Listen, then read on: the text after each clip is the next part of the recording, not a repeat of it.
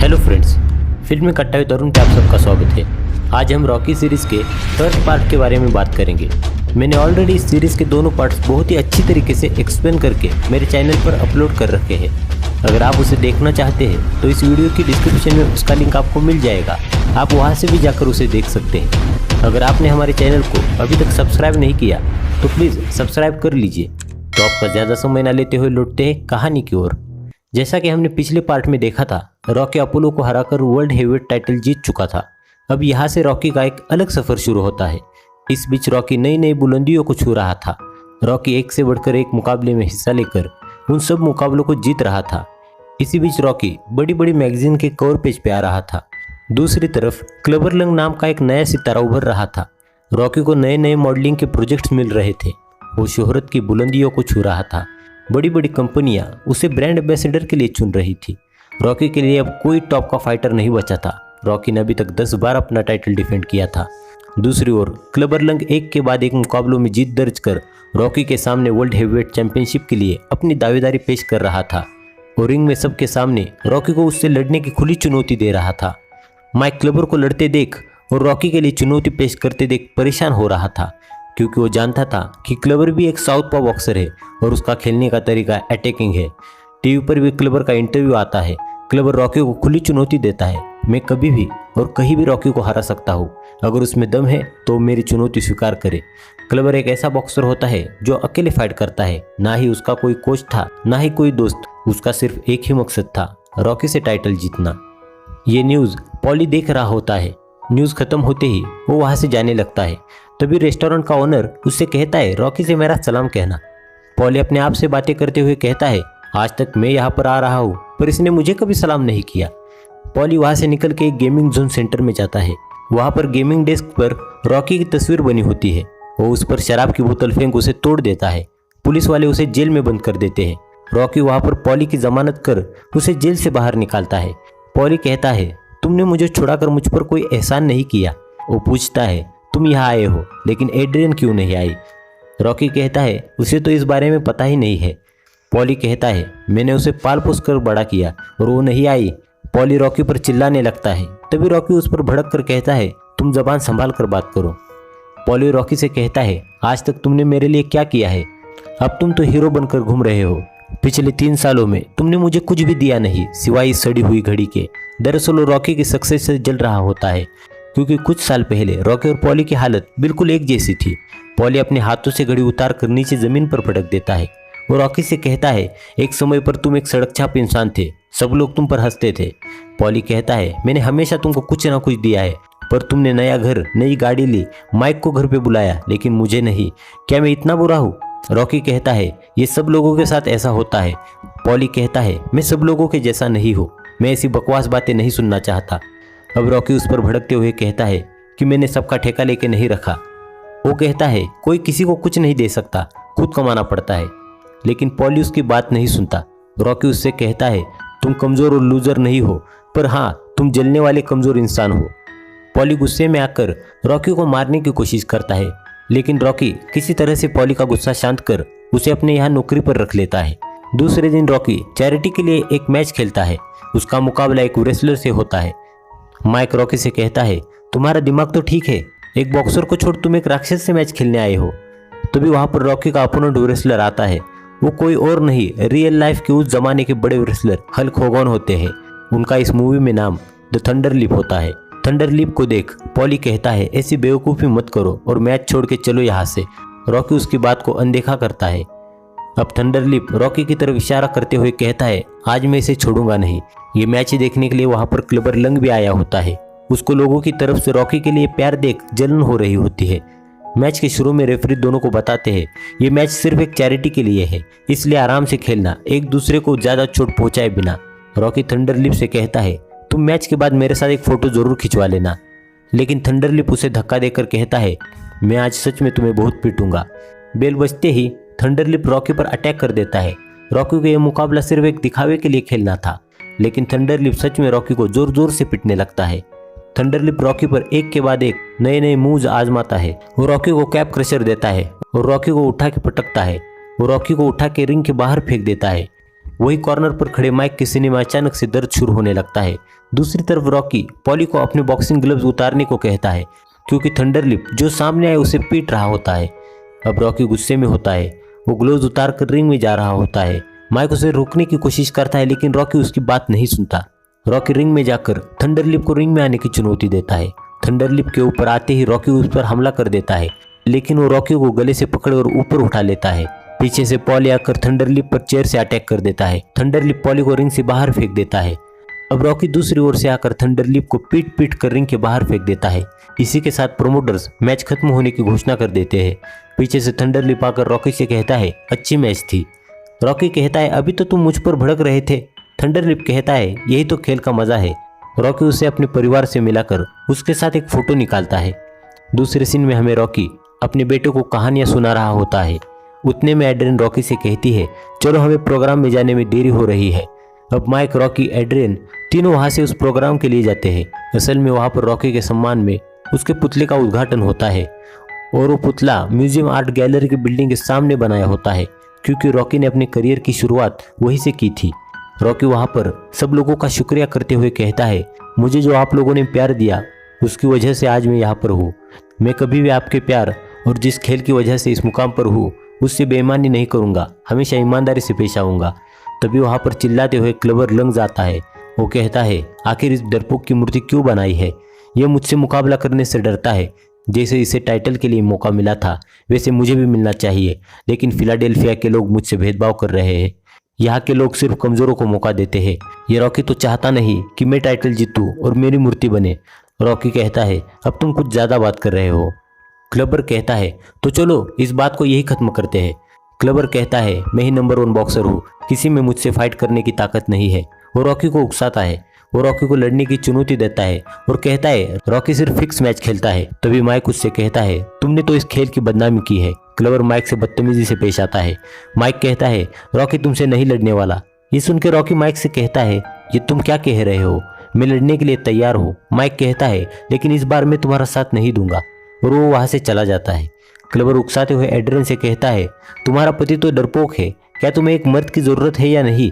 ये सुनते ही रॉकी आग बुबुला हो जाता है। वो उसे मारने की कोशिश करता है लेकिन सब लोग उन्हें रोक लेते हैं। रॉकी घर लौटते ही माइक से पूछता है तुम वहां से चले क्यों आए? माइक कहता है अब मैं परमानेंट छुट्टी पे जा रहा हूँ। रॉकी कहता है अभी तो हमारी एक मैच बाकी है। माइक कहता है तुम क्लबर से जीत नहीं सकते, वो तुम्हें 3 राउंड में ही हरा देगा। वो जीत का भूखा है, वो बाकी फाइटर से अलग है और तुम्हारी बेल्ट जीतने के बाद जीत की भूख खत्म हो गई है। रॉकी कहता है मैंने अभी तक 10 बार टाइटल डिफेंड किया है। माइक कहता है उन बॉक्सरों को तो हमने बुलाया था। रॉकी कहता है तो क्या मैच फिक्स थी? माइक कहता है नहीं, लेकिन वो उसके जैसे खतरनाक फाइटर नहीं थे, ये तुम्हें जीतने नहीं देगा। ये सुनकर रॉकी हताश होता है। उसे पता चलता है कि पिछले मैचेस में जो बॉक्सर थे वो कमजोर थे। माइक कहता है अपोलो की फाइट के बाद तुम्हारी जान को खतरा था, इसलिए मैंने तुम्हारे सामने टफ बॉक्सर को चांस नहीं दिया।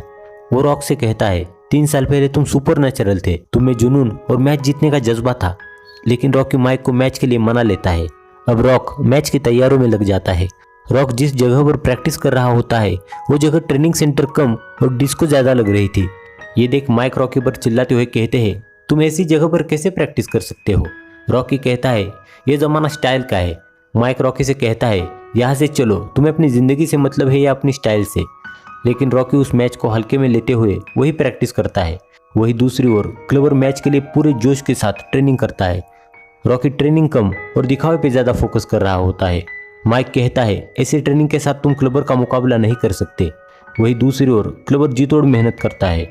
रॉकी प्रैक्टिस कम और एडवर्टाइजमेंट ज्यादा कर रहा था। आखिरकार टाइटल मैच का दिन आता है। रॉकी प्रेस वालों से कहता है इस वक्त मैं अपने करियर बेस्ट पर हूँ और इस फाइट के बाद मिक और मैं रिटायर होने वाले हैं। दूसरी तरफ क्लबर प्रेस वालों के सवालों का जवाब नहीं देता, उसका ध्यान सिर्फ मैच पर होता है। ये मैच देखने के लिए पूर्व चैंपियन अपोलो क्रीड आया होता है। क्रीड रिपोर्टर से कहता है मेरे तजुर्बे के साथ कहता हूँ ये मैच रॉक ही जीतेगा। रिंग में जाते वक्त क्लबर रॉकी को उकसाते हुए माइक को धकेल देता है। माइक इससे चोटिल हो जाता है। रॉकी को ये देख बहुत गुस्सा आता है। माइक के सीने में दर्द होने लगता है। रॉकी फाइट कैंसिल करने को कहता है लेकिन माइक उसे रोक लेता है। रॉकी कहता है मैं अभी नहीं लड़ सकता। माइक उसे मनाकर फाइट के लिए भेज देता है। अपोलो क्रीड दोनों फाइटर्स को शुभकामनाएं देने रिंग में जाते हैं, लेकिन क्लबर उससे बदतमीजी करता है और कहता है मैं ऐसे लूजर लोगों से बात नहीं करता। वो अपोलो को धमकाता है। अपोलो रॉकी से जाके कहता है कुछ भी करके इसे हरा दो। इसी के साथ मैच का फर्स्ट राउंड शुरू होता है। रॉकी मैच की शुरुआत में ही क्लबर पर गुस्सों की बरसात करता है, लेकिन क्लबर काउंटर अटैक करते हुए रॉकी को बुरी तरीके से पीटता है। इसी के साथ फर्स्ट राउंड खत्म हो जाता है। क्लबर ने रॉकी को बुरी तरह से घायल किया होता है। रॉकी का पूरा ध्यान माइक की तबीयत पर होता है। दूसरा राउंड शुरू होते ही क्लबर फिर से रॉकी पर जोरदार पंचेस की मदद से उसे घायल कर देता है और आखिर में जोरदार पंच की मदद से रॉकी को 10 तक काउंट आउट से हराकर नया चैंपियन बन जाता है। ये देख अपोलो से लेकर वहां के सब लोग सोच में पड़ जाते हैं। रॉक मैच हार के सीधे माइक के पास चला जाता है। वो माइक से कहता है मैं मैच हार गया। माइक पूछता है कौन से राउंड में? रॉक कहता है दूसरे राउंड में नॉकआउट से। रॉकी माइक से हॉस्पिटल चलने को कहता है, लेकिन माइक अपनी आखिरी सांस लेता है। वो मर जाता है। रॉकी इस बात से बेहद दुखी हो जाता है। वो रोने लगता है। दूसरे दिन मिकी का फ्यूनरल प्रोग्राम होता है। रॉकी अब खुद को अकेला महसूस कर रहा होता है। वो म्यूजियम आर्ट गैलरी उसके पुतले को देख अपने आप पर गुस्सा करता है, क्योंकि आज से पहले रॉकी कभी इतना हारा हुआ नहीं था। वो वहाँ से मिकी के ट्रेनिंग सेंटर जाता है, जहाँ पर उसकी और मिकी की यादें जुड़ी हुई थी। तभी वहाँ पर अपोलो मौजूद होता है। वो रॉकी से कहता है तुमने क्लबर पर सीधे वार क्यों नहीं किया? रॉकी अपोलो को वहाँ देख सोच में पड़ जाता है। अपोलो कहता है तुम्हारी बीवी ने मुझे बताया था कि तुम यही मिलोगे। रॉकी कहता है तुम यहाँ क्या कर रहे हो? अपोलो कहता है तुम इतनी शांत तरीके से रिटायर हो रहे हो, ये मुझे पसंद नहीं। हमारी उम्र रिटायर होने की नहीं है। मैं तुम्हें ट्रेन करना चाहता हूँ। मैं तुम्हें ऐसा फाइटर बनाऊंगा जो कि एक शानदार फाइट लड़े, और वो फाइट हमारी फाइट से भी कहीं ज़्यादा शानदार होगी। रॉकी कहता है कि मैं अब लड़ने वाला नहीं। अपोलो उससे कहता है जब मैं हारा था तब मुझे अपने बीवी बच्चों की भी बातें अच्छी नहीं लगती थी। हर फाइटर उस दर्द को जानता है और वो उस दर्द के साथ ठीक से जी नहीं सकता। हमें दुनिया की सबसे बड़ी फाइट लड़नी है। अपोलो कहता है जब हम लड़े थे तब तुम में जीत का जुनून था, अब वो जुनून तुम्हारे अंदर से खत्म हो चला है। हमें उसे जगाना होगा और इसके लिए तुम्हें फिर से शुरुआत करनी होगी, और हम ये सब एक साथ मिलकर कर सकते हैं। रॉकी अपोलो से कहता है इसके बारे में मुझे सोचना होगा। दूसरे सीन में टीवी पर रिपोर्टर्स क्लबर को कहते हैं क्या आप रॉकी की रिमैच की चुनौती कबूल करते हैं?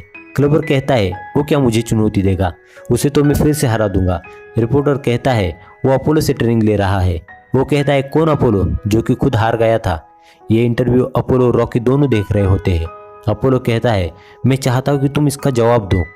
अपोलो कहता है इस मैच के बाद सब लोग पछताएंगे, हाँ, लेकिन तुम्हें मेरा एक काम करना होगा। रॉकी कहता है कैसा काम? अपोलो कहता है ये तुम्हें मैच के बाद ही बताऊंगा। अब रॉकी फिलाडेल्फिया से निकल के कैलिफोर्निया अपोलो के यहाँ जाता है, जहाँ अपोलो रॉकी को उसके शुरुआती ट्रेनिंग सेंटर ले जाता है, जहाँ से उसने शुरुआत की थी। ये देख पॉली कहता है ये तुम हमें कैसी जगह ले आए हो? रॉकी अंदर चला जाता है। वो जगह काफ़ी पुरानी और कचरे से भरी होती है। अपोलो और रॉकी जब अंदर जाते हैं तब सब लोग उन्हें घूरने लगते हैं। नए बॉक्सर की तरफ इशारा कर अपोलो कहता है जब तुमने मुझसे फाइट की थी तब तुम्हारे अंदर इनके जैसा जुनून था।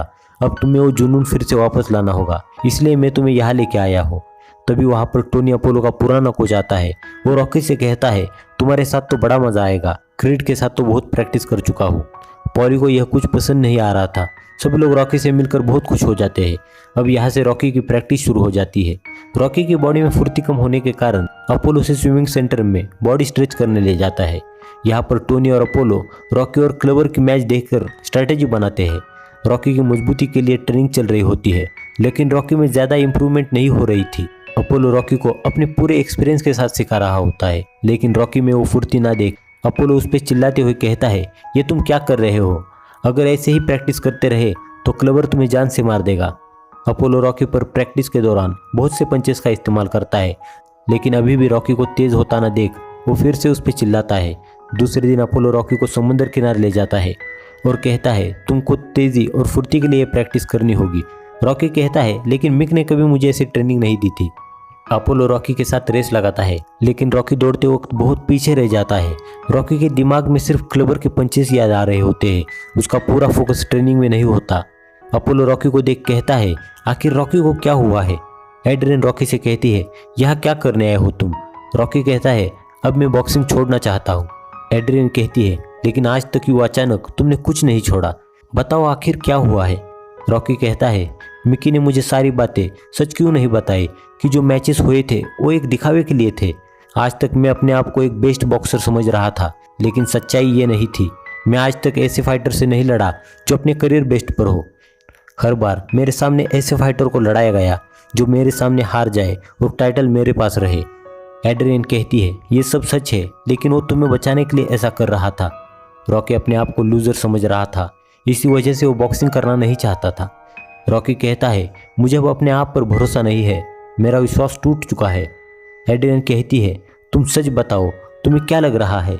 रॉकी उससे कहता है, आखिर तुम मुझसे क्या सुनना चाहती हो कि मैं एक डरपोक हूँ, मुझे रिंग में जाने से डर लग रहा है, तुम यही सुनना चाहती थी ना? एड्रियन कहती है, मुझे भी डर लगता है, आखिर डरने में बुराई क्या है, तुम भी एक इंसान ही हो। रॉकी कहता है, मैं कुछ नहीं जानता, लेकिन मेरी वजह से मिकी मेरे पास नहीं है। एड्रियन रॉकी को हौसला देते हुए कहती है, तुम एक चैंपियन हो, तुमने आज तक वही किया जो तुम्हें करना था, जिसकी हम सबको उम्मीद थी। वो कहती है, मैं नहीं मानती कि तुमने अब तक झूठी फाइट की थी। और रॉकी में हौसला भरते हुए कहती है, तुम अगर ऐसा करोगे तो तुम जिंदगी भर घुट घुट के जियोगे। मुझे अपोलो को तुम पे पूरी तरह से भरोसा है। तुम माइक की वजह से नहीं, बल्कि अपने डर से भाग रहे हो। तुम्हें टाइटल या जीत हार का डर नहीं है, तुम्हें सिर्फ तुम्हारा मन खाए जा रहा है। रॉक कहता है, अगर हार गया तो? एड्रियन कहती है, हार गए तो क्या हुआ, कुछ नहीं फर्क पड़ेगा, मुझे तुम पर भरोसा है। अब रॉकी में फिर से जीत की उम्मीद जाग जाती है। वो पहले की तरफ फुल एनर्जी लेकर तैयारी करने लगता है। अपोलो रॉकी को अलग अलग तरीके के दाव पेच सिखाता है। रॉकी की ट्रेनिंग दिन ब दिन बढ़ती जाती है और वो पहले से और तेज हो जाता है। अपोलो रॉकी की तेजी, ताकत, स्टेमिना, स्किल पर कड़ी मेहनत कर उसे फिर से पहली तरह बना देता है। अब रॉकी पूरी तरीके से फिट, फ्लेक्सिबल और ताकतवर हो जाता है। उसमें गजब की फुर्ती आई होती है। इससे अपोलो और रॉकी बहुत खुश होते हैं। आखिरकार वो दिन आ जाता है रॉकी वर्सेस क्लबर के रीमैच का। ये मैच कैलिफोर्निया के मेडिसन स्क्वायर गार्डन सेंटर में होता है। स्टेडियम पूरी तरीके से लोगों से भरा होता है। दूसरी तरफ ड्रेसिंग रूम में रिपोर्टर्स क्लबर से कहते हैं, रॉकी बाल्बोआ के खिलाफ तुम्हारी योजना कैसी है? क्लबर कहता है, बाल्बोआ को हराना तो मेरे बाएं हाथ का खेल है, मैं तो उसे काफ़ी आसानी से हरा दूंगा। दूसरी ओर अपोलो रॉकी को मैच के लिए तैयार करता है। वो उससे कहता है, याद रखना कि तुम कहाँ से आए हो, यहाँ पहुँचने के लिए तुमने कितनी मेहनत ली है और उसने पिछली बार तुम्हारी क्या हालत की थी, अब तुम्हारी बारी है। कमेंटेटर्स कह रहे होते हैं, बाल्बोआ तो अभी तक पिछली हार को भुला नहीं पाया होगा। अपोलो रॉकी को उसकी वो ड्रेस देता है जो उसने रॉकी के खिलाफ पहली बार पहनी थी। ये देख रॉकी बहुत खुश हो जाता है। वो रॉकी को फिर से याद दिलाता है कि मैच के बाद मेरा एक काम करना है। रॉकी अब रिंग में जाने को तैयार होता है और रिंग में जाते वक्त सब लोग रॉकी रॉकी नाम के चांट्स लगाते हैं। तभी दूसरी ओर से क्लबर रिंग में एंट्री करता है। क्लबर रिंग में आते ही रॉकी और अपोलो को उकसाता है। वो अपोलो को धक्का देता है। रिंग में गहमागहमी बढ़ जाती है। अनाउंसर मैच स्टार्ट करने की अनाउंसमेंट करता है। रेफरी दोनों फाइटर्स को मैच के रूल बताता है। दोनों एक दूसरे को घूरते हैं। क्लबर कहता है, आज तुम्हें नहीं छोड़ूंगा। रॉकी कहता है, कोशिश करके देख लो। अपोलो रॉकी से कहता है, इस बार उसे कोई मौका मत देना, तुम बेस्ट हो। इसी के साथ फर्स्ट राउंड शुरू होता है। रॉकी शुरू से ही क्लबर पर अटैक करता है। रॉकी क्लबर को कोई मौका नहीं देता। क्लबर काउंटर अटैक करने जाता है, पर रॉकी उसे रोककर उस पर घुसों की बौछार कर देता है। रॉकी क्लबर एक दूसरे पर सिर्फ घुस्से बरसा रहे होते हैं। इसी के साथ फर्स्ट राउंड खत्म होता है। ये पूरा राउंड रॉकी के नाम होता है। अब दूसरा राउंड शुरू होता है। क्लबर रॉकी पर घुसे बरसाने की कोशिश करता है, लेकिन रॉकी उन घुसों से बच रहा होता है। तभी क्लबर रॉकी को कॉर्नर में धकेल कर रॉकी पर घुसों की बारिश करता है। रॉकी फिर से अटैक करने जाता है, लेकिन क्लबर रॉकी को वापसी का कोई मौका नहीं देता। वो रॉकी को नीचे गिरा देता है। रॉकी के उठते ही क्लबर फिर से उस पर अटैक कर उसे गिरा देता है। रॉकी अब गुस्से से फिर खड़ा होता है और क्लबर से कहता है, क्या इतना ही दम है तुझमें? और मार मुझको अगर तुझमें दम है तो। ये देख क्लबर हैरान हो जाता है। इसी के साथ सेकंड राउंड खत्म हो जाता है। अपोलो कहता है, ये तुम क्या कर रहे हो? वो तुम पर अटैक कर रहा है। रॉकी कहता है, ये मेरी स्ट्रेटेजी है। इसी के साथ थर्ड राउंड शुरू होता है। रॉकी क्लबर एक दूसरे पर अटैक कर देते हैं। क्लबर फिर से रॉकी पर अटैक कर देता है। रॉकी क्लबर को उकसाते हुए कहता है, मारो मुझे अगर तुम में दम है तो।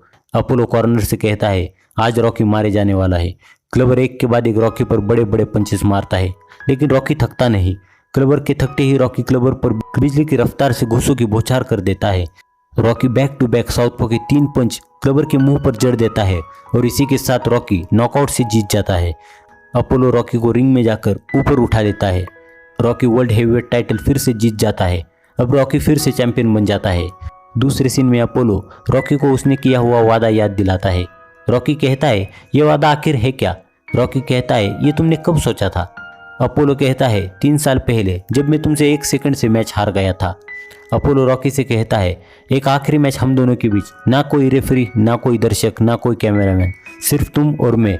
रॉकी अपोलो से कहता है, लेकिन संभल कर, अब तुम बूढ़े हो चुके हो। अपोलो कहता है, लेकिन तुम्हारी पिटाई करने लायक हो अभी भी। और इसी के साथ मैच शुरू होता है और वो दोनों एक दूसरे से लड़ने जाते हैं और इसी के साथ मूवी का एंड होता है।